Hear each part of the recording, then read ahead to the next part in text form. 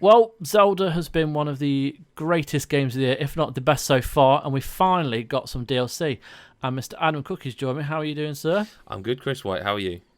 I'm wonderful, mate. I'm looking forward to hearing more about this. So, you've obviously been playing the first DLC pack. So, what's it like? Well, it's confusingly called an expansion pass and a DLC pack. It's called the Master Trials, the first one. Right. And the thing we should get out of the way right up front is that you can't play one without the other. So essentially, if you're buying into this, we are technically, yes, talking about the first pack, but if you buy the first pack, you're getting the second pack. You can't buy them separately, right? Yeah, right, okay. I think the second one's going to be the big one. That's like later this year, I reckon, Christmas time, the holiday, they say. And that's got like a new dungeon with a new story, and I think that's going to be the one that people want. Yeah. And I think they know that, and that's why you can only buy the pack, and it's everything. So the first pack contains Trial of the Sword, Master Mode, which is just like the ultra hardcore mode, Hero's Path mode, the Travel Medallion, and a load of new kit. And of course, being Nintendo, I'm not going to say this because it would be joking, it'd be unfair. All the new kit, like there's the Korok mask, there's Tingle costume, there's Majora's mask, there's loads of these, like there's a lot of sort of face masks, and there's a couple of full armor kits, and I reckon I tracked most of them down within a couple of hours. They're not particularly hidden. They're sort of like little mini quests, and they're all cool. And like the Korok mask's a big one because that helps you find more seeds, and it like vibrates when you're near them, and that's the one people will want. And I think other people wear Tingle's costume just to look silly, and the main thing here, I think, is an interesting one because Master Mode for me is interesting in that it's this ultra hard mode, but I don't think I really want that. Like it's like, oh, thanks, you've put the hardest enemy in the game in the starting area. Like I don't know that I need that in Breath of the Wild. Like Breath of the Wild's a game I put 45, 50 hours into. Other people I've heard, hundreds of hours, yet still discover. Like I was playing today, in fact, as we record, just mucking around, and because it's kind of one of those games. Once you get back into it, it's exciting to be back in the world. And I just found a treasure chest in the starting area that I had just not seen somehow. Like there's mini spoilers. There's a Korok seed in the first. In fact, you've played this. Where you wake up at the start of the game. Yes. Go back later. There's a Korok seed where you were. Like I only went there accidentally because I warped to the wrong point. I think the Trial of the Sword is quite cool, though I don't know if I'll finish it. So the Trial of the Sword essentially is like I forget the name of it, but there's a place in the game that does this, something island, and you're stripped of everything. You're completely stripped of every piece of gear. And the idea being that, again, many spoilers, it's a Zelda game and there's a Master Sword, shock horror. By completing the Trial of the Sword, you unlock the full power of the sword. And by that they mean, so if you use it in the game, it only has a certain amount of power before it sort of kind of runs out and you can't use it. Whereas if you complete this, it's permanently available to you. And it kind of becomes your go-to sword instead of the one you use where you're like, oh shit, I need to get out of trouble. Trouble is like if you don't complete a certain amount of the trials, you'll kick back out to your last save point. Like if you die in it, you'll kick back out to your last save point. Yes. And you kind of have to go back there, and that's a bit of a pain. But I do like the idea. You start with nothing, and just in front of you there's a branch, and there's some enemies. You have to sneak up to them and maybe nick their weapons, and that makes it easier. And each dungeon as such progressively gets more difficult. And I like the idea. I just I'm not sure. Like I said, I think the second DLC is the one people want. And I think it's fine if you realise that. I think if you go in thinking, well, I'm paying, this amount of money for two pieces, and this is kind of the thing that's wetting my whistle a little, I found myself incredibly...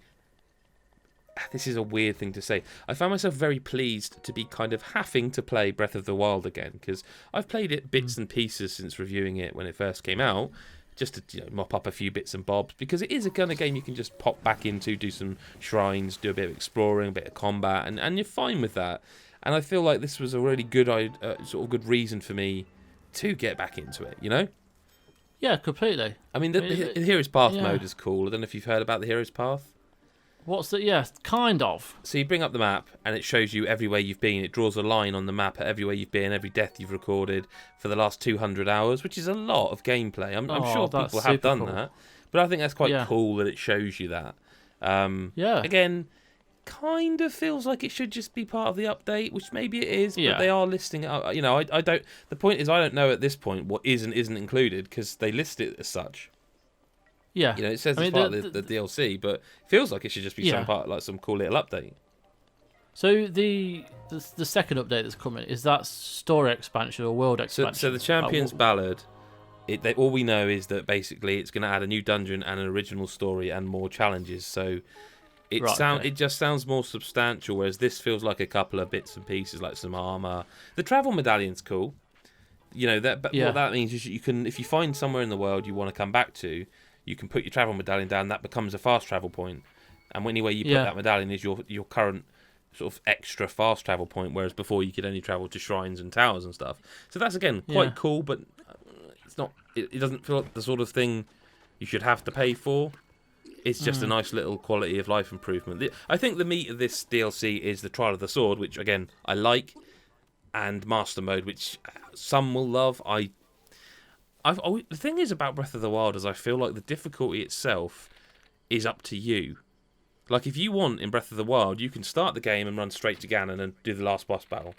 You'll struggle, and although I'm sure people have done it already comfortably, but the point is it's like, it's an open-ended game in that it's like, well, it just says to you that here's what you got to do: save the galaxy, save Hyrule, you know, and you can kind of do that whenever you want to. This Master Mode is like, it basically upgrades every enemy. So there's like white enemies are the hard ones, and you see more of them. You know, like more frequently. Okay, yeah. You know, their health regenerates, and I'm just not sure that's what I want in Breath of the Wild. But I'm sure others will love it. I really like the fact I'm playing Breath of the Wild again. I think I'm not in a position to say definitely buy it because I don't know enough about what DLC Pack 2 is. But DLC Pack 1, I feel like if you want to wait until DLC Pack 2 and then buy it after we've said, oh, it's amazing, the new story's 10 hours long, whatever, that might be ideal. However, if you're desperate for more Breath of the Wild, it's a no-brainer. There you go. Done. Awesome. Yeah, Bosh, brilliant. Game reviewed. Next one. Come on. There you go.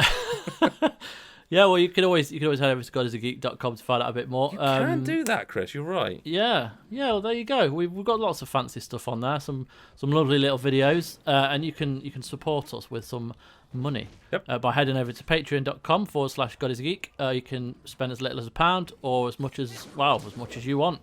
But we are constantly putting out new content and fresh content at the minute, and we're trying really hard to kind of get some more videos on there and stuff that you're going to want to watch.